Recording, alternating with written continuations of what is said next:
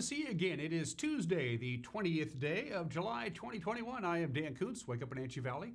Back on the air, we're live here from Studio 3 in downtown Wenatchee. 70 degrees already today, and we, unfortunately, have a red flag warning. It was issued by the National Weather Service in the overnight hours, and you know what that means. Low relative humidity, warm temperatures, strong winds, yeeks.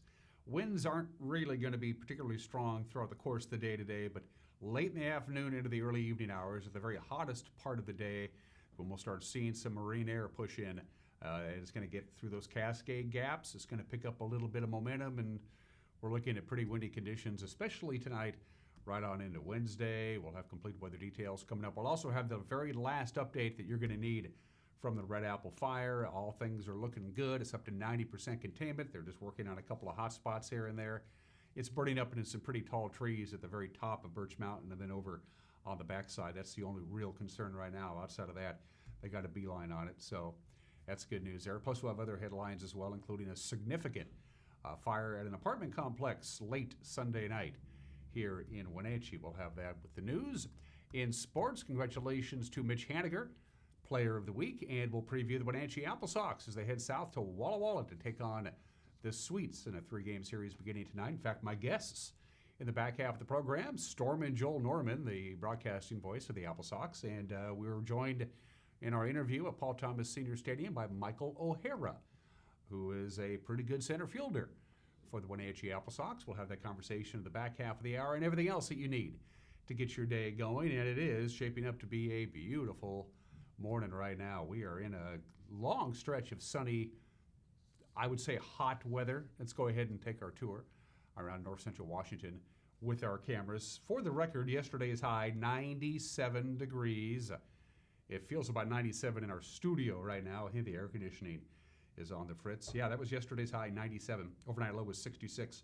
Our average high temperature for this month, 95 degrees. Our average high temperature. That's just crazy. Our average high temperature for July of last year was 88. We've had 29 days of summer so far, complete days, 29 sunrises and sunsets, and of those 29 days, 27 of those days, we have seen the high temperature 90 or above. Just nuts. People have been saying, is it been a hotter than normal summer? And the answer to that is yes, it has been. I just told you.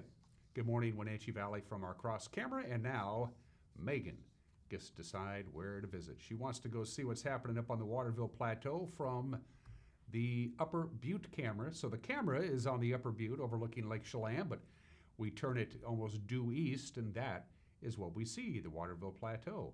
You can barely make out the Columbia River if you squint.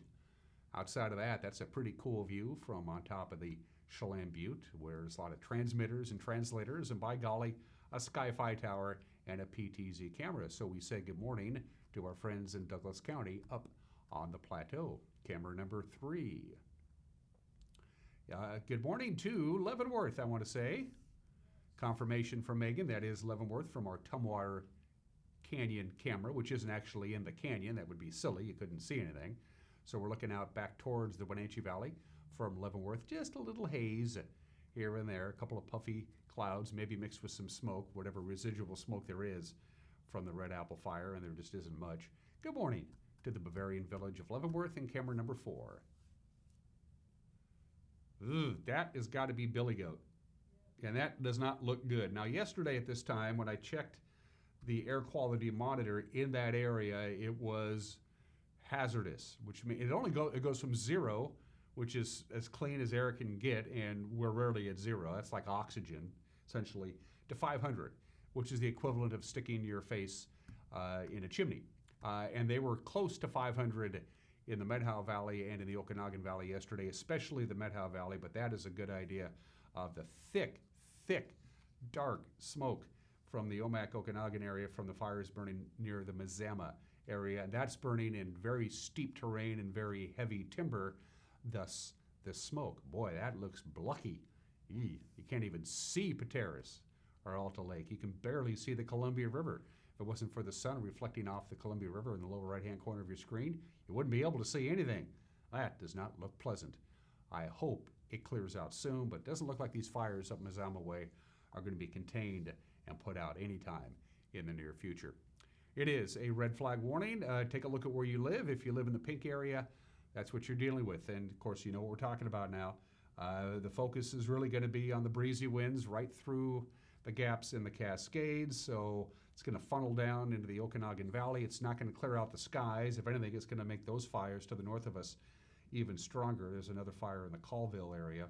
So with the wind gusts, dry relative humidity, warm temperatures, we have a red flag warning. And it starts at noon today and it goes through 10 o'clock tomorrow. So there you go. Yuck. It's noon today until 10 o'clock tomorrow, the red flag warning. Fingers crossed from the National Weather Service. The one thing you will notice is our temperatures are going to cool down a little bit, but the trade-off is the wind. Sunshine today will be in the mid-90s, just a couple of degrees cooler than we saw yesterday. As far as wind today, really not a lot. West wind about 6 to 13 miles an hour. But later on tonight is when the wind's going to pick up in intensity. We'll see a little bit more relative humidity. We'll dip down to about 60 for the overnight low. Northwest wind tonight, 7 to 15 miles an hour, gusts above 20. And that's for the Wenatchee Valley. Chelan, Waterville, you could be a little windier still. Tomorrow, sunshine, a little bit below normal as that marine air works its way in. But again, the trade-off is the wind. We'll have a consistent northwest wind right around 15 miles an hour, gusts above 20 at times, and more wind gusts above 20 to maybe even 30 miles an hour for the valley on Wednesday night. And then Thursday, we calm down, and here we go again from 90 to 95 to 97 to 95 to 94, sunny and hot for the most part. The nice cool day will be Wednesday. Overnight lows in the upper 50s. We haven't seen that in a very long time, but again, red flag warning, not what you want to see. It starts at noon today, goes until 10 o'clock tomorrow night for most of our viewing area. So you're in the loop as far as weather is concerned. After a 1-minute break, we'll come back with a lot of news on this Tuesday. You're watching a Tuesday edition of Wake Up Wenatchee Valley on the NCW Live channel.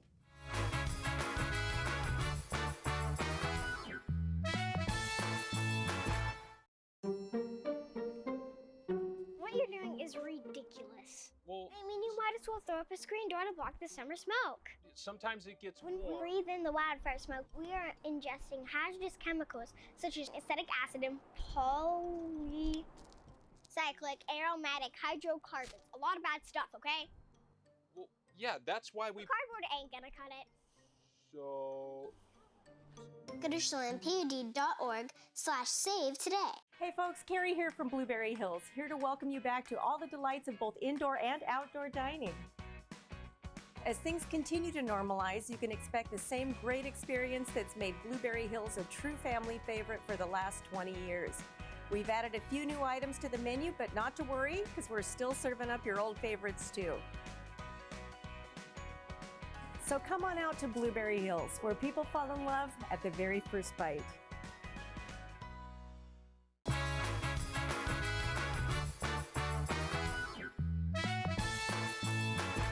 Just about 9 minutes after the hour, quite a bit of sunshine and 90 degrees will be our high today, maybe even mid-90s, just a little bit cooler than it was yesterday. Cooler still on Wednesday, but we're dealing with wind late this afternoon, all night tonight, all day Wednesday before it tapers off on Wednesday night. Right now it is 70 degrees outside of our studios, and your headlines begin with the latest and the final update, we're told, from the Red Apple Fire. Not a lot has changed. It's 90% contained right now. The size of the fire has not changed over the last 48 to 54 hours or so. It's still 12,228 acres. Again, no structures were destroyed. A few outbuildings were destroyed. No significant injuries that we know of. 400 structures at one point were threatened. Of course, the fire broke out 1 week ago today. For the most part, it is mop-up duty. There are the occasional hot spots, and as I mentioned at the top of the hour, there are some fairly tall, older trees in the area where the last of the hot spots are, and so they're working on that. Outside of that, they've made a lot of progress, and they're looking to turn the fire back over to local personnel by the end of the day today. That is a live shot from one of our cameras, looking from the Badger Mountain camera, looking back over the burned out area of the Red Apple Fire. Again, it is now 90% contained, and today they will continue to work around the perimeter of the fire and mop up any hot spots on the Red Apple fire. Obviously, the biggest concern today, the late afternoon and early evening winds. There is other news. It's a fire-related news. A 20-year-old East Wenatchee man faces first-degree arson charges after allegedly throwing fireworks from a vehicle that ignited an apartment fire in South Wenatchee. This happened late Sunday evening. The fire heavily damaged 12 South Wenatchee apartment units, displaced the residents, as you might imagine, but the fire department said everyone was evacuated safely.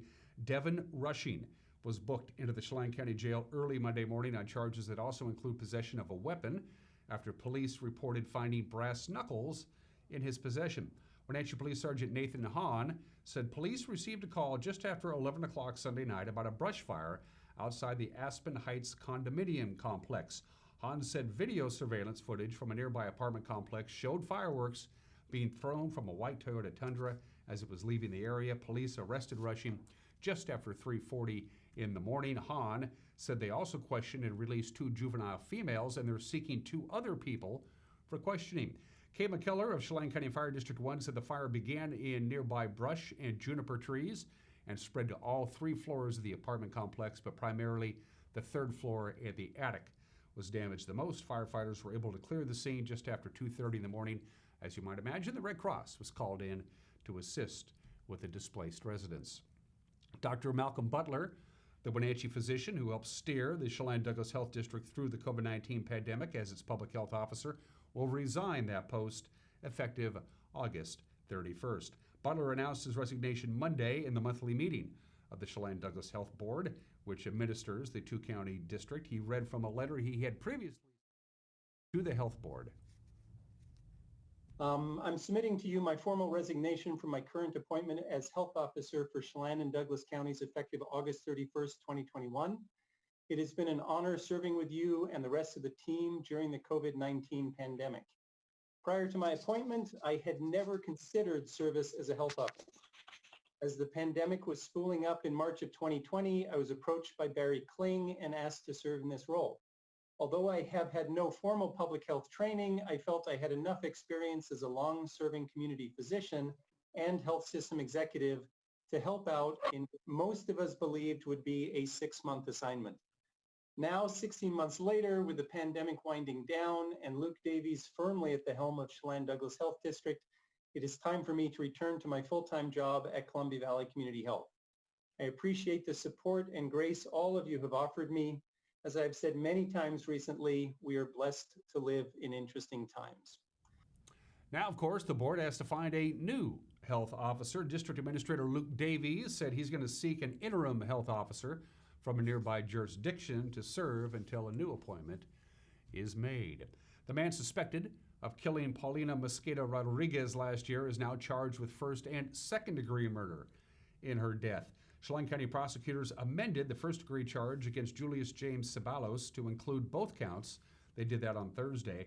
The 1st degree charge accuses the 21-year-old Ceballos of planning the murder of Mosqueda, the 18-year-old Waterville woman whose body was found in the Horse Lake Preserve 5 months after she disappeared. The 2nd degree charge allows a jury to convict Ceballos of killing Mosqueda in the course of an assault if prosecutors cannot prove he intended to cause her death. Detectives say the investigation remains open. Anybody with information on the death of Paulina Mosqueda should call 667-6845 and leave a message.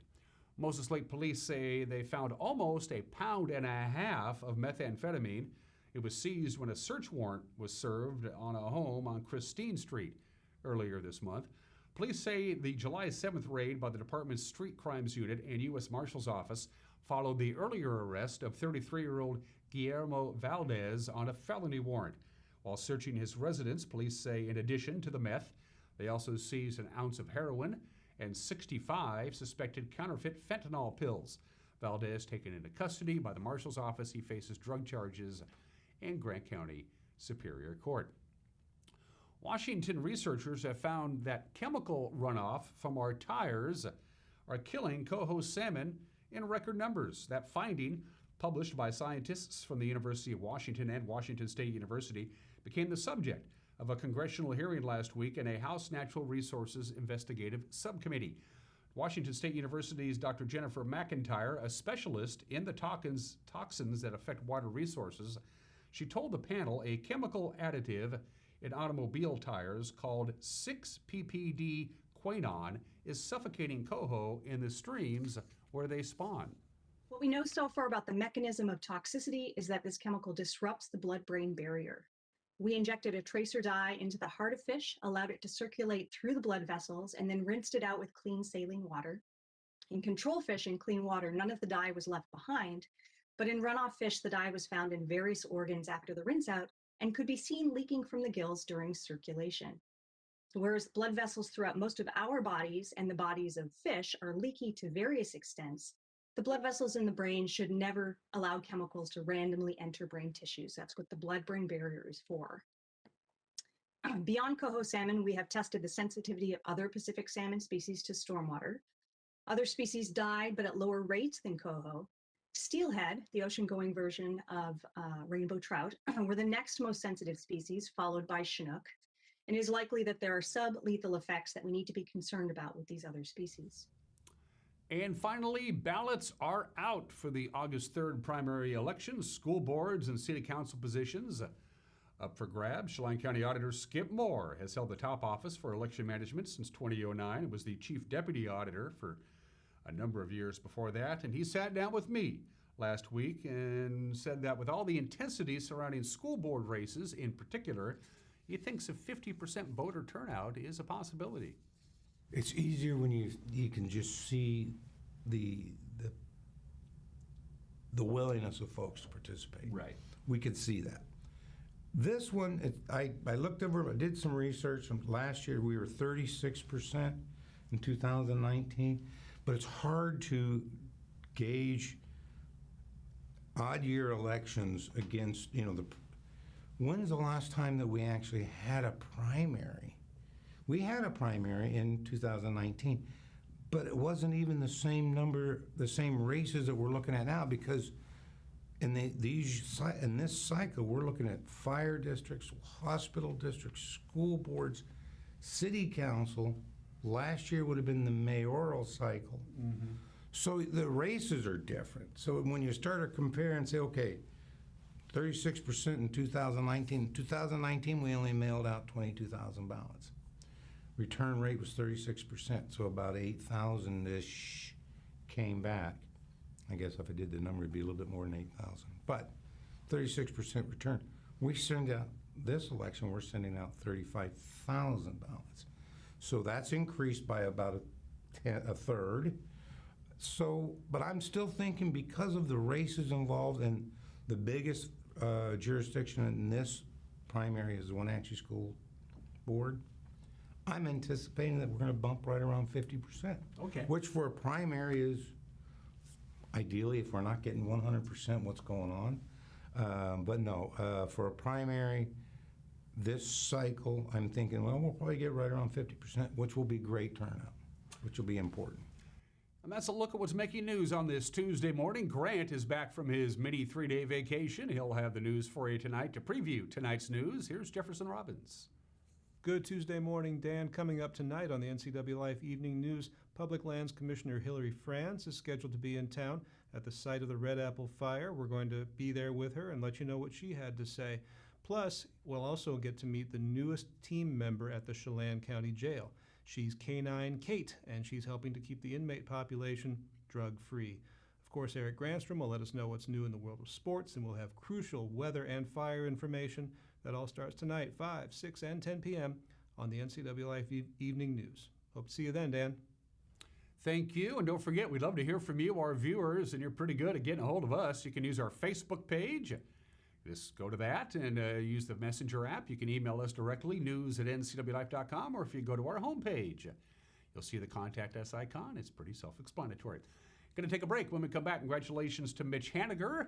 Good news for him. Also, we'll preview the Wenatchee AppleSox as we're down in Walla Walla, and more with sports. It's 1 minute away. You're watching Wake Up Wenatchee Valley on the NCW Life channel.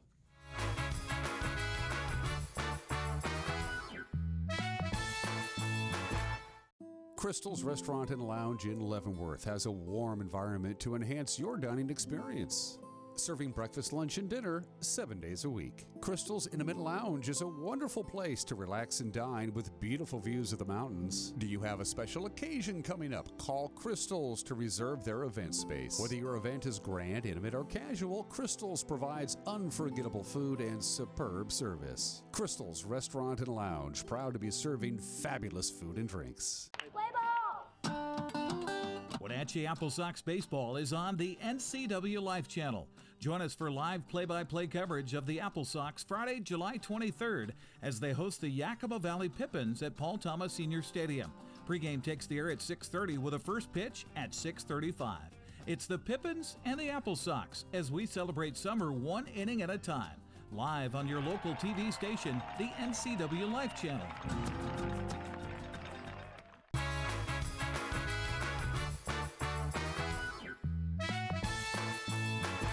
21 minutes after the hour of sports, it's been a long recovery for Mitch Haniger, the Mariner outfielder, the 30-year-old from Mountain View, California. Missed 662 games. He suffered a ruptured testicle when he fouled a ball off during a game at T-Mobile Park in June of 2019. Then he suffered an abductor tear in his lower core. That required surgery. And then in January, he underwent back surgery on a herniated disc. So for Mitch, it must feel really good because yesterday Major League Baseball announced that Mitch Haniger is the American League Player of the Week. Swung on, blasted to center field. This is crushed. It's off the rocks and gone. Mitch Haniger. So Haniger now with a homer, a double, a single. Smoked down the left field line. A fair ball. That's gone for a home run. Mitch Haniger unloads a three-run bomb in the ninth inning. Number 22 for number 17, Mitch Haniger. Mitch Haniger now with 4 RBIs in the ballgame, 58 on the year. How about that? Haniger has homered in back-to-back games. Ball was absolutely crushed, and he is starting to heat up. Haniger and the Mariners are going to be in Denver. They got the Rockies, first of 2 games, and they come right back to Seattle to take on the A's and the Astros. Former AppleSox Marco Gonzalez will try to shake off whatever funk he's been suffering from this season. He's 1 for 5. 1 and 5 on the year for Marco. That's hard to believe. With a 5.88 earned run average, he'll go against the Rockies' German Marquez, who's 8 and 6 with a 3.36 ERA. First pitch at Coors Field, 5:40 tonight, televised on Root Sports. So Seattle had a travel day. The rest of the American League did not. They were playing last night. Miguel Cabrera, the ageless wonder, drove in 5 runs. Detroit crushing Texas 14-zip. Jordan Alvarez was 2 for 3 with a 2-run home run to help Houston beat Cleveland 4-3. Zach Greinke, the beneficiary on the mound, he worked 5 1/3 for his 9th victory of the season. And despite 6 innings of scoreless pitching, including 8 strikeouts from Shohei Ohtani, the Angels lost to Oakland 4-1. Ramon Laureano's 3-run home run in the 7th and Matt Olson's solo shot in the 8th made the difference. The Wenatchee AppleSox, fresh off their first series sweep of the year, are on the road. They'll be in Walla Walla tonight. Wenatchee is off to a 1-5 start in the second half of the season, while the Sweets are 3-3. Joel Norman, the voice of the AppleSox, will join me alongside outfielder Michael O'Hara in the second half of this program this morning. Joel said the time for the Sox to turn it around is now. Yeah, in the second half, it's been off to a slow start. That comes with, losing all 3 against Corvallis last weekend, 2 of 3 to Bellingham. But this is a great opportunity. Walla Walla's kind of been up and down a little bit recently. This might be an opportunity for the AppleSox to pounce on them a little bit. I think we're getting really comfortable with where guys are hitting in the lineup, where they're playing in the field. Michael, for example, had been playing a little bit of left field early on. He's kind of moved to be our regular center fielder now, and he's done a great job covering a lot of ground out there. So I think as everyone's getting more comfortable, things kind of shift in our favor. And I like the way we've been moving offensively, and sometimes it just takes a couple of non-league games to kind of turn some guys around. And we saw that on Sunday night with Jacob Wyeth. 4 runs driven in, a guy who was a little slow at the bat to begin this summer, but he sure looked comfortable on this past Sunday. So maybe I think it's going to be a sign of good things to come for the AppleSox and a good opportunity at making a push for a postseason spot. O'Hara is a sophomore at UC Santa Clara, and he says he thinks his team has the bodies assembled and that it's time to step it up. Just speaking generally, there's a little bit of urgency in that locker room of like, all right, we got a good team, we got a bunch of talent. It's time to kind of put the pieces together. Obviously, coming into a place where you don't know anybody, I have 2 Santa Clara teammates here, obviously, which has been huge. Just, again, that comfortability thing I was talking about. But you really don't know anybody or how they play and how you're going to mesh. And I think, obviously this far into the season, we expect to be in a more, comfortable spot. But I think that sense of urgency is there, and I think we're ready to, start putting the pieces together a little bit. You'll see flashes of, great defense, great pitching, and the hitting doesn't really come around, and vice versa. So we know the pieces are there, and, it's time to just, like you said, bear down and get after it. O'Hara is a native of Danville, California, said he's never even heard of Wenatchee until he joined the AppleSox. I had never heard of Wenatchee. Usually I feel like I know at least a little bit about, everywhere in the United States, but I really didn't know anything about it and kind of flying blind, but I couldn't be happier with where I ended up, honestly. I got a great host family taking care of me like their own, and the people here are just phenomenal. It reminds me a lot of my hometown, honestly. A little more out there, but same vibe, same just comfortability for me. I feel like that was really big. You guys just got through the camps, the youth camps. You did them over the weekend, Friday, Saturday, and Sunday, with the kids coming in and learning the basics. You guys look like you were having a lot of fun. The players working with the kids. You guys were having a good time. You could tell. It was obvious. Yeah, absolutely. You remember being that age, and looking at the bigger guys and wanting to be those guys, and you just want to be everything that you were looking for when you were that age. You just want to, have a spark for life, spark for the game, and hopefully kind of feed that love into another kid out there, even if it's just one. It's it's all makes it all worth it. So. Michael's dad played football at UC Santa Clara in the 80s. His uncle Patrick was a member of the 1992 Pepperdine University baseball team that won the College World Series. Michael says he's been playing baseball for as long as he can remember. Love at first sight, man. I mean, I got a bat in my hands as early as I could remember, and I have a funny story, like getting in the box. I was standing in the left-handed batter's box. My dad was like, "What are you doing?" Put me around the right-handed batter's box, fixed my hands, and I wouldn't have it. Put my hands back lefty and get back into it. And ever since then, my brother played with me, wiffle ball, tennis ball, real balls, off the garage door, whatever it was. I was just, helping Shag at his all-star practices, whatever it was. I was just. Are you a natural righty who bats left? Is that one of those kind of things? No, you're just. I'm a straight-up lefty. I wasn't having any of the righty. I was born that way, and I was not going to have anything else. So being a lefty means, well, you're not playing third base and you're not playing shortstop. So was that part of your baseball upbringing? Because, half the positions you can't play because you're left-handed. So how did that fall into being? Actually, I was blessed. I'm a left-handed hitter, but righty thrower. Okay, so I could play all the positions growing up, okay. But I swing left. That was kind of the deal was like I got like Greg Nettles, who was the same way. Good point. Yeah, left-handed batter and right-handed hitter, and he grew up that way because he wanted to bat as often as possible, and he knew if you're a left-handed batter, the odds are you're going to see more action. Absolutely. So, you're from Danville, kind of the Central California area. Yeah, Bay Area, East Bay. East Bay. Probably 25 minutes inland from Oakland. How did you end up up here in little old Wenatchee town, USA? Yeah, I just with our collegiate summer leagues, we get sent wherever, basically. My college just said, I'm going to Wenatchee. How does that sound? I had a choice and said, I love the outdoors. I love being out in the rivers and whatnot. So I figured, West Coast League baseball is also great baseball. So I figured can't go wrong out here. My complete interview with Mr. O'Hara and Stormin' Joel Norman, back half of this program. Wenatchee and Walla Walla met back in early June at Paul Thomas Senior Stadium. The AppleSox took 2 of 3. In that go-around. They're hoping for some success tonight. 6:35 first pitch. You can hear Joel on the call on Sunny FM. Where Wenatchee stands in the standings, well, there it is. The AppleSox 1-5. That puts them 2 games behind the Sweets for that second half playoff spot. Yakima Valley already in the postseason because they won the first half division title. As far as the rest of the schedule tonight, you got Bend at Yakima Valley, Port Angeles hosting Ridgefield, Portland is in Longview to take on Cowlitz, Bellingham as a non-league series at home against the Northwest Star Academy. And those are just some of the games that people are playing or scheduled to be playing on this Tuesday at 29 minutes after the hour. 2 obscure holidays to choose from. 2, count them 2. Today is National Moon Day. We'll get to that. But no, we represent the Lollipop Guild. The Lollipop Guild. The Lollipop Guild. I love the Lollipop Guild. I was more of a Lullaby League kind of guy, but it's National Lollipop Day. Woohoo! My boy lollipop. George Smith invented the lollipop. We know that for a fact. He invented it in 1908. He named his creation Lollipop after a racehorse, a very popular racehorse at the time 100 years ago. And in 1931, he was smart enough, George was, to actually trademark the name lollipop instead of hard candy on a stick. The first mass-produced lollipop machine was invented in 1908. It can make thousands of lollipops a day. And now the biggest manufacturer of lollipops is the Tootsie Roll Company. They make 16 million lollipops a day. You ever have one of those super big novelty lollipops with the rainbow colors when you were a kid? I mean, like the size of a dinner plate.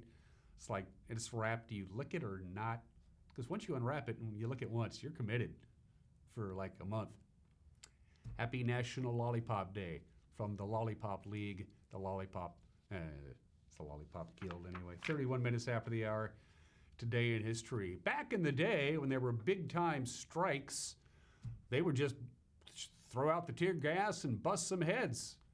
Not a lot has changed. July 20th, 1934, 87 years ago today, the West Coast waterfront strike, which had been going on for a couple of months, reached its nadir in Seattle. Police fired tear gas, and, they clubbed about 2,000 striking longshoremen. The governor of Oregon called out the National Guard to break the strike. Eventually, the strikers won, and every West Coast port was closed for many, many weeks. In Los Angeles, Long Beach, San Francisco, Oakland, Portland, Seattle, they were all closed. But they got what they wanted. Cost a few lives, but they got what they wanted. The West Coast waterfront strike. After the violence of July 20th, 1934, they went back to the bargaining table. Happy birthday to the very first freeway built in America. It opened to traffic on this date, July 20th, 1940, 81 years ago today. Isn't that look beautiful, nice and peaceful? It's the Arroyo Seco Parkway. Everybody in LA calls it the Pasadena Freeway, by the way. It connects LA and Pasadena along the Arroyo Seco seasonal river. It's a river that only flows when there's rain. It's only 8 miles long. There are now 515 miles of freeway in Los Angeles alone. California has 213,000 miles of freeway. The very first freeway in this country's history opened between LA and Pasadena 81 years ago today. His name was Colonel Klaus von Stauffenberg, and he and his buddies in the Nazi army said, we're going to lose this war.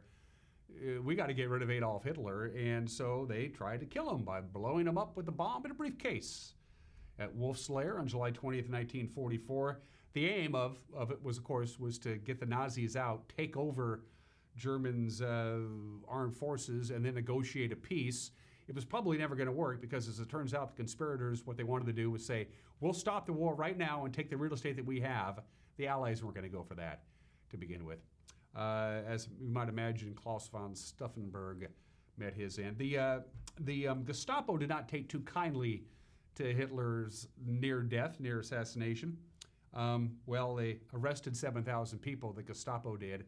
And even though there were only 12 or 14 people involved in the conspiracy to assassinate Adolf Hitler 77 years ago today, 4,980 were actually executed.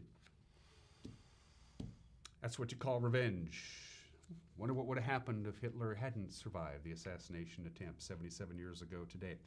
I mentioned it's Moon Day. Yeah, this is the 52nd anniversary, July 20th, 1969. Neil Armstrong and Buzz Aldrin became the first human beings to walk on the moon. They landed, and they had to wait 6.5 hours before they actually got out and started walking around the moon. If you've never seen this footage before, here it is again.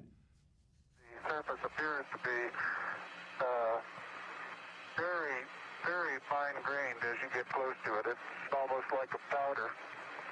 Down there, it's very fine. I'm going to step off the limb. That's one small step for man, one giant leap for mankind. Oh, that looks beautiful. Yep, that was 52 years ago today, man on the moon. Nobody knew it at the time, but July 20th, 1976, how many years ago to that would it be? 44 years ago today? 45 years ago today? Hank Aaron hit the 755th and last home run of his career. Again, nobody knew it at the time. We have footage of it. Dick Drago was pitching for the California Angels. It's at Milwaukee County Stadium. And there's Hammerin' Hank, and there it goes. Down the left field line, it is out of here. It is retrieved by an employee of the Milwaukee Brewers, a guy by the name of Richard Arndt. Now again, this was July 20th, 1976. Almost everybody knew that Hank Aaron was going to retire at the end of the year. It was not a secret, but it was still July. You had the rest of July, all of August, and all of September before the season ended, and yet Henry Aaron never hit another home run. The season ended, and Henry Aaron surprises nobody by retiring, and now all of a sudden everybody goes, so the new record, all-time record, is 755 home runs. Who's got the ball? Well, Richard Arndt's got the ball. He works for the Brewers. And the Brewers said, we want the ball back because you're supposed to give us the ball. He said, I'm keeping the ball. The Brewers fired him. He said, I'm still keeping the ball. They went to court.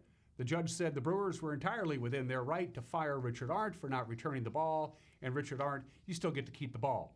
So he kept the ball. And he kept it in his safe deposit box in New Mexico for a bunch of years. Eventually, Hank Aaron and the Braves ended up purchasing the ball, but Hank Aaron's last home run on this date in 1976.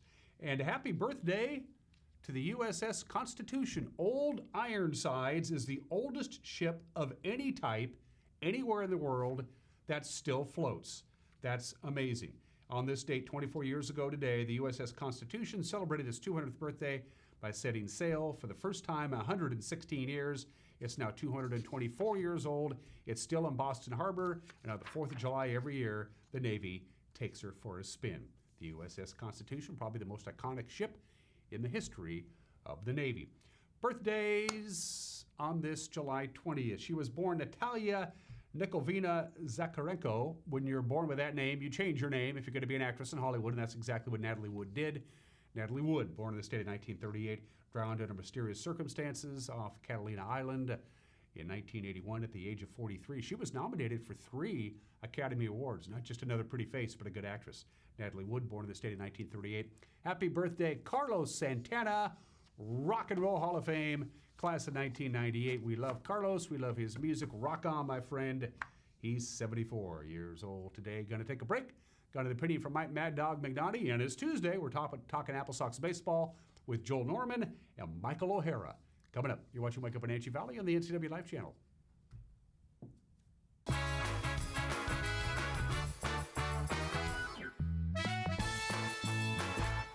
Kids are resilient. I just love their energy. They bounce back so quickly.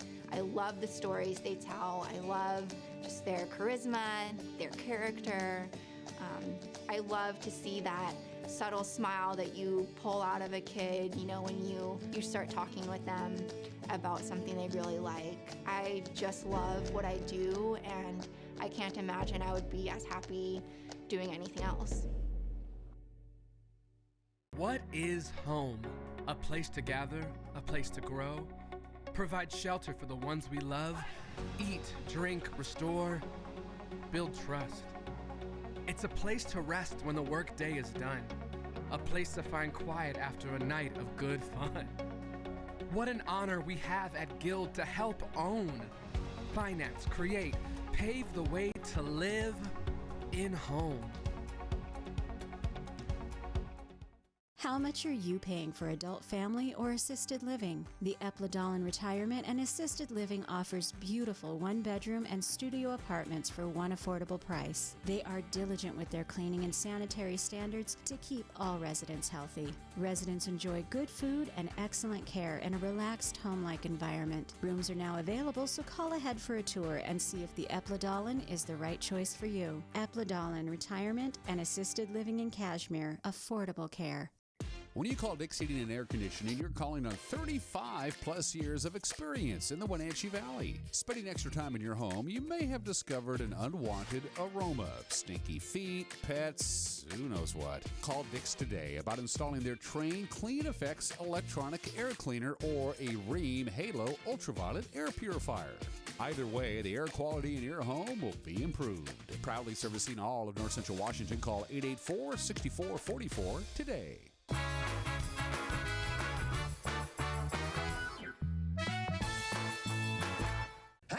Mike Mad Dog Magnati, and everybody's entitled to my opinion. Now, as a mental health professional, I sometimes deal with clients and the stress and angst that's caused by their finances. Now, some folks are working themselves to the bone to not really build their business, but to make their business bigger and more financially successful. Now, I always ask these people, what are you really working for? Now, being a financial success is fine. Money is a great thing. But if it becomes only a goal in itself and not the tool it's supposed to be, all some people are working for is gain, not for a life of fulfillment. You know, sometimes Rosie and I just go out for an expensive dinner or take a weekend out of town without worrying about what we're spending. And we look at each other and say this in a meaningful way together, this is what we're working for. And that's the truth. And this is Mike Mad Dog Magnati, and that's my opinion.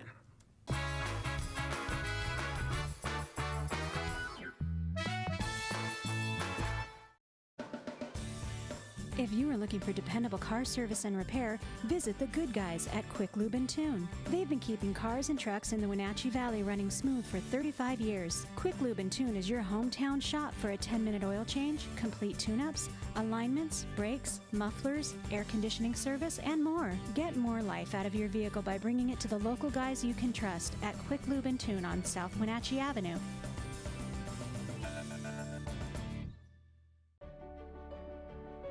Highlander Grill and Golf Course is known as one of the finest wedding venues in the Wenatchee area. You do not have to be a member to come to Highlander. Highlander Golf Course offers a first-class backdrop for your wedding day. Our friendly professional staff will ensure your wedding and reception is picture perfect, from every moment leading up to the I do's to when the lights go down at the end of your reception. Hi, I'm Shalane, site coordinator for Highlander Grill. Give me a call to schedule your event today.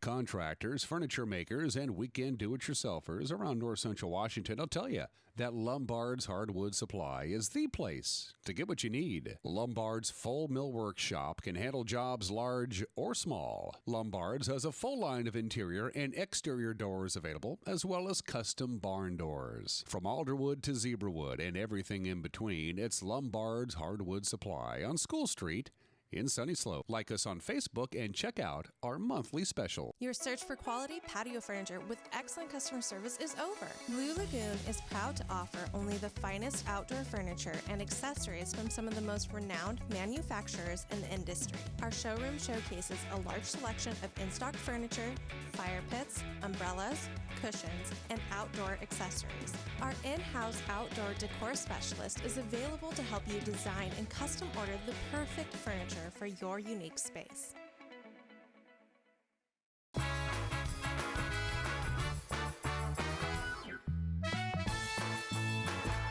Welcome back to Wake Up Wenatchee Valley. It is another edition of This Week in AppleSox Baseball. Storm and Joel Norman, the radio voice of the AppleSox to my far left. Michael, introduce yourself to our television family, please. Hey, Michael O'Hara. I'm a sophomore outfielder from Danville, California, attending Santa Clara University. Having a grand old time out in Wenatchee this summer. Cool. Joel, before we talk a little bit about Michael and your impressions of him, the Cascade Collegiate All-Stars, is that who we just played over the weekend? That's correct, yeah. Just what the doctor ordered. We had some struggles up in Bellingham, but we got to play some 3 non-league games. Took care of business Friday night, Saturday night, and Sunday night, and looked good doing it. Absolutely. You know, the series in Bellingham was tricky. There were some really close ball games. It just came down to the Bells kind of rallying late in 2 of the 3 games. AppleSox had a fantastic effort this past Wednesday. Logan Mercado with 7 shutout innings, but Bellingham was plucky, and it's tough to win on the road. We talked about that last week, and that's a tall task coming up this week with Walla Walla. But you're right, the CCL All-Stars kind of giving the chance for the AppleSox to just kind of breathe a little bit. Have a little fun, go out there and get some really important victories. And I like the CCL All-Stars in that these guys are playing baseball. I like Michael here, but these guys are playing baseball because they love to play baseball. They're kind of like the traveling minstrel show of baseball. They just go wherever there's games and they play. You're absolutely right. It's a showcase for them. A lot of these guys are trying to get up to the West Coast League to get more exposure. So it's an excellent opportunity for them. And, you know, we loved having them out because they show that true love of the game out there. And it was really fun fun. They were able to add a couple of local products to pitch on the mound. You guys didn't get to see it Friday, Dan, but Saturday, Logan Schneider from Eastmont. I was going to say that name sounds familiar. Yeah, okay. he started the game for them. Cade Kuski from Eastmont also started the next day. So it was really fun seeing the AppleSox go up against some local products.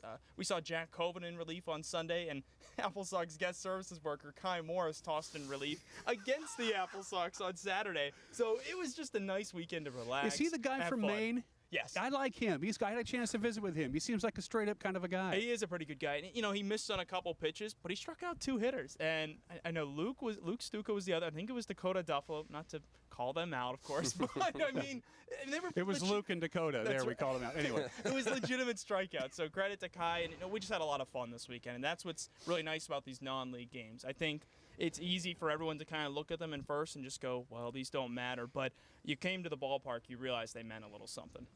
Michael, let's talk baseball. Your baseball history. Fell in love with the game as a kid. Dad made you play. How did baseball get into your lifeblood?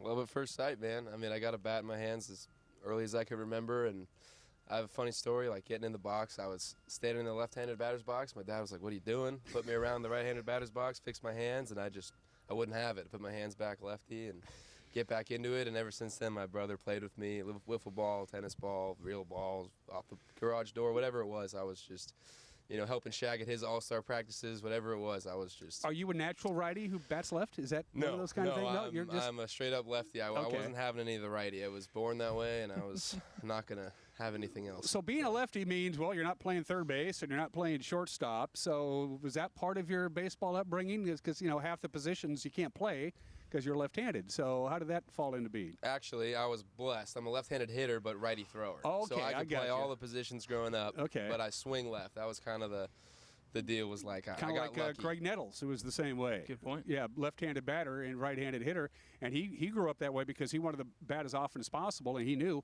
if you're a left-handed batter, the odds are you're going to see more action. Absolutely. So, you're from Danville, kind of the Central California area. Yeah, Bay Area, East Bay. East Bay. Probably 25 minutes inland from Oakland. How did you end up up here in little old Wenatchee town, USA? Yeah, I just, with our collegiate summer leagues, we get sent wherever. Basically, my college just said, I'm going to Wenatchee. How does that sound? I had a choice and said, you know, I love the outdoors. I love being out in the rivers and whatnot. So I figured, you know, West Coast League baseball is also great baseball. So I figured can't go wrong out here. One of the things you notice, Joel, if you park in the players and workers parking lot here at Paul Thomas Senior Stadium, you see a lot of California license plates, don't you? Yes, you do. I think that's been a nice thing that Coach Sanderson has done this year is he's pulled from California. And, Dan, we talked about this before. Historically, some of the best players in this league have come from California. And when this league pulls from the West Coast, it usually is a good thing. You look at the Corvallis Knights roster this year. I think they only had one player when we faced them who wasn't from the West Coast. So, and it shows, you know, they're the best team in the West Coast League right now. And we've done a really nice job this year pulling California products, and Michael's a prime example of that. He's been a multi-hit game machine this year. It feels like every game he gets up, he's going to get on base at least twice, and usually with base hits. And even if it is like in his first night back in June, they'll bloop double into center field. He'll take them, though. Did you know anything about the Wenatchee Valley before you got, hey, you're coming to Wenatchee for the summer, hop in your car and let's go? Did you know anything about us? Absolutely nothing. I had never heard of Wenatchee. Usually I feel like I know at least a little bit about, you know, everywhere in the United States, but I really didn't know anything about it and kind of flying blind, but I couldn't be happier with where I ended up, honestly. I got a great host family taking care of me like their own, and the people here are just phenomenal. It reminds me a lot of my hometown, honestly. A little more out there, but same vibe, same just comfortability for me. I feel like that was really big. You guys just got through the camps, the youth camps. You did them over the weekend, Friday, Saturday, and Sunday with the kids coming in and learning the basics. You guys look like you were having a lot of fun, the players working with the kids. You guys were having a good time. You could tell it was obvious. Yeah, absolutely. You remember being that age, you know, and looking at the bigger guys and wanting to be those guys, and you just want to be everything that you were looking for when you were that age. You know, you just want to, you know, have a spark for life, spark for the game, and hopefully kind of feed that love into another kid out there, even if it's just one. It's, you know, it's all makes it all worth it. So I also noticed that Coach Sanderson and his staff were here for the camps, but they were kind of letting the players run the camp, Joel. There wasn't a lot of adult supervision, if you will. And I think the way Michael answered it is a good reason why they did that way, is because the players were enthusiastic about it and they took the lead. And we've got a lot of, you know, great characters on the team this year, and I think this was the perfect option for the coaches to just say, you know what, I think you guys are the right ones to lead this instead of us. So I credit to our coaches for helping create that environment, and credit to the players. We heard a lot of great feedback from fans, from campers, and it's such a special thing to be able to have opportunities like this for these kids who come from all over the state, sometimes outside of the state, to come up here. I know Michael met some of those guys, but we're really grateful for the players for doing that great work and just continuing to embody what AppleSox baseball is about. It's about respect for the game and respect for the people around it, and we're really grateful for our players doing that. Well, fun time is over. It's back to league action. You're going to be in the town so nice they named it twice, Walla Walla, at Borleski Stadium. A unique stadium in that it's the only multi-purpose stadium in the league. It doubles up as a football stadium for the local Walla Walla team. It's a really nice. You're going to like playing there. It's a historic ballpark in many respects. 1-5 in league though. It's time to bear down, isn't it? Yeah, in the second half it's been off to a slow start. It comes with losing all three against Corvallis last weekend, 2-3 to Bellingham. But this is a great opportunity. Walla Walla's kind of been up and down a little bit recently. This might be an opportunity for the AppleSox to pounce on them a little bit. I think we're getting really comfortable with where guys are hitting in the lineup, where they're playing in the field. Michael, for example, had been playing a little bit of left field early on. He's kind of moved to be our regular center fielder now, and he's done a great job covering a lot of ground out there. So I think as everyone's getting more comfortable, things kind of shift in our favor. And I like the way we've been moving offensively, and sometimes it just takes a couple of non-league games to kind of turn some guys around. And we saw that on Sunday night with Jacob Wyeth. 4 runs driven in, a guy who was a little slow at the bat to begin this summer, but he sure looked comfortable on this past Sunday. So maybe I think it's going to be a sign of good things to come for the AppleSox and a good opportunity at making a push for a postseason spot. Coach Sanderson was pushing the action a little bit over the weekend. I noticed there was a little bit more hitting and running, or at least calling on hit and runs, not necessarily executed. Bunts, steals. Is this part of the overall strategy to get a playoff spot? I'll let you answer that one, Michael. Yeah, I mean, I think, just speaking generally, there's a little bit of urgency in that locker room of like, all right, we got a good team, we got a bunch of talent. It's time to kind of put the pieces together. Obviously, coming into a place where you don't know anybody. I have 2 Santa Clara teammates here, obviously, which has been huge. Just, again, that comfortability thing I was talking about. But you really don't know anybody or how they play and how you're going to mesh. And I think, obviously, this far into the season, we expect to be in a more comfortable spot. But I think that sense of urgency is there, and I think we're ready to start putting the pieces together a little bit. You'll see flashes of, great defense, great pitching, and the hitting doesn't really come around, and vice versa. So we know the pieces are there, and, it's time to just, like you said, bear down and get after it. And these are the rivals. I'm not going to lie to you. The Walla Walla Sweets in Yakima Valley, who'll be in town this weekend, by the way, for a game we'll have for you on Friday night. These are the 2 teams that have given the AppleSox quite a bit of trouble. There's no love lost between these 3 franchises, is there, Joel? It seems like every time we face these 2, it's a little bit interesting. Obviously, the storylines with Yakima changing, with our former coaching staff going down there. Walla Walla's always been a team that's a little bit, we'll call it chipper. They talk a little bit. So they've been that way for years. And that's all right. Sometimes I can fire our guys up, and that helped us win 2 or 3 against them earlier this year. We've got no problem with that. And I think our guys do a good job of adjusting to whatever style the other team is, whether they're talkative, whether they're not talkative. And that's going to be the key here. This is a big stretch here with going to Walla Walla, but I've got a lot of faith because we've got 2 really good arms going Tuesday and Wednesday. We'll figure out about Thursday, but Cole Haddon has gotten better with every single start this summer. I've been so impressed. The walks were such an issue for him to begin the season. He's walked 2 in his last 2 starts, and he's been phenomenal. A guy who came here with an ERA on paper doesn't look great from this past spring, but he's been phenomenal this summer. I'm looking for him to go 5 innings again this Tuesday. And then Logan Mercado, a guy who I don't think a lot of Sox fans have really gotten to appreciate how good he's been. He threw 7 shutout innings this past Wednesday as the AppleSox picked up their 2nd shutout win of the season. I'm pumped to see Logan pitch. He and Cam Liss are the guys who I'm most excited about to see pitch, and we're kind of starting to see what we thought we would at the beginning of the year. The pitching is the strength of this team, but the bats have been coming around, and there's a lot of reason to believe the Sox can start racking up some W's pretty soon. Yeah, they raked the ball really well over the weekend, but the competition level, who's kidding who, going to be up to a little notch. This is about as critical a 6-game series as we're going to have. 3 against Walla Walla, Yakima Valley in town over the weekend. Anybody down in Danville or Santa Clara you want to say hi to while I have you here, Michael? They'll see it. We're like the highest rated television show down there in Danville. Go ahead and say hi to whoever you want to. Absolutely. My folks, my mom and dad, I wouldn't be here without them. Got to say hi to my girlfriend Molly, of course, and then all the boys back from San Ramon Valley and the Bronco boys down in Santa Clara. Obviously, miss you guys. Can't wait to get back this fall. Hoping to make you guys a little proud and hopefully have some cool videos or whatever up on the Instagram and keep you guys posted on what we're doing up here. Joel, anybody in West Virginia you want to say hi? They won't see it. No, they won't see, Okay, so no okay. point. But I should point out, he mentioned his Bronco teammates, Skylar Hales and Jeffrey Heinrich. It was a really funny photo the other day of the three of them in the dugout. Check that out on our Twitter page at AppleSox. Yeah, AppleSox has a serious social media platform. You've really upped the game from behind the scenes. You folks don't get to see it, but you got a YouTube, you got your Facebook, Point Streak. I was able to look up his hitting stats, super easy. Jose has embraced technology, and kudos to the owner of the AppleSox for doing that. Absolutely. It starts at the top. He's embraced a lot of this, and it's really at the end of the day, it's just about giving these guys as much exposure as possible. There's a lot of talent that comes to the West Coast League each summer, but because it's just summer ball, I think sometimes people forget about it. But it's a great opportunity for these guys, and we're just thrilled to have players of Michael's talent and such, just in town. It's a thrill to us, and we just kind of want to show them off as we try to do that the best way as possible. Walla Walla, they'll be taking on the Walla Walla Suites in Walla Walla on Tuesday, Wednesday, and Thursday. All those games you can listen to on their flagship station, Sunny FM. Then they're back in town for a weekend series with Yakima Valley on Friday, Saturday, and Sunday, 6:35, 6:35, 5:35 That's on right, Sunday. against the Pepper. Any promotions this weekend before I cut you loose that we need to know about? Trying to think here. I know Saturday, what we decided, this was a late decision. We're going to do like a Christmas in July. We've got some AppleSox ornaments we'll give out that night. It's going to be a really fun weekend overall. I know Chelan PUD night is coming up this Friday, so we hope to see lots of members from them out here. It's going to be fun. It's really nice how the schedule worked out for us, Dan, with weekdays on the road, home games on the weekend. I think it lets everyone relax a little bit more. You don't have to leave work early to come to the AppleSox game, and it makes for a really fun weekend at the ballpark. Michael O'Hara, the pride of Central California, and Joel Norman, the voice of the AppleSox. And we'll see you Friday night, all right? We'll see you then, Go Dan. Sox. Let's beat the Sweets and let's beat the Pippins, all right? Let's make it Absolutely. happen. You're watching Wake Up Wenatchee Valley. We'll be right back.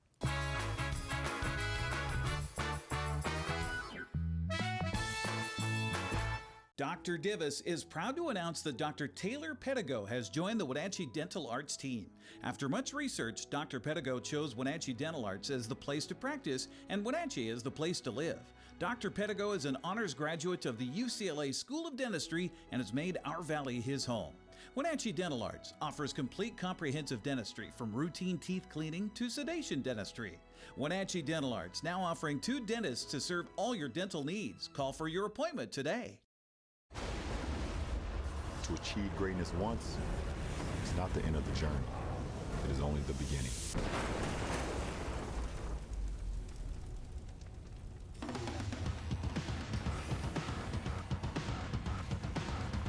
Introducing the next all-electric super truck. The revolutionary GMC Hummer EV SUV. Reserve one now while they last. Alta Cellars Winery is a family-owned boutique winery featuring structured wines from some of the most sought-after vineyards in Washington.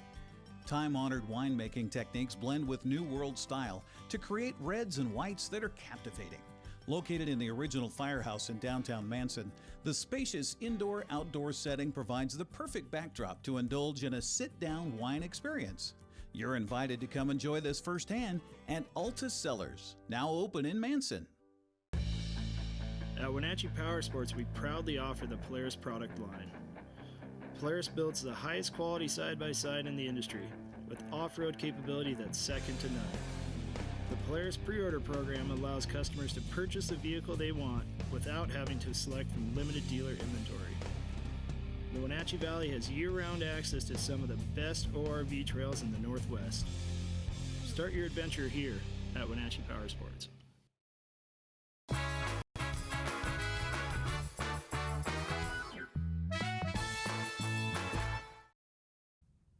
Okay, one more item of business. The weather. First of all, red flag warning. Boy, we've done this before, haven't we? Getting kind of tired to have to talk about it. If you live in the pink area, you are under a red flag warning. It starts at noon today, goes until 11 o'clock tomorrow. All right, so it's the combination of low relative humidity, strong winds, and warm temperatures. A bad mix if you're living the wildfire country, and by golly, we live in wildfire country. So keep your fingers crossed. We're not expecting any kind of lightning strikes here in the Wenatchee Valley. We should be okay. The big story is going to be the wind from the National Weather Service. Here we go. A little bit cooler today, about 94 or 95 for the afternoon high. Wind out of the west about 6 to 13 miles an hour. Right now out of Pangbourne, it's a west-northwest wind at 16 miles an hour. Windy tonight, gusts above 20 with an overnight low of about 60. We'll do it again on Wednesday. Cooler as some of that marine air comes through. That's what's causing the wind, is that marine air is kind of working its way through the Cascade gaps, and then it funnels through and picks up in intensity. So only 87 tomorrow with slightly elevated relative humidity, and then sunny and windy and hot right into the weekend. That's it for us. Have a great Tuesday. We'll see you tomorrow. Take care. Bye-bye.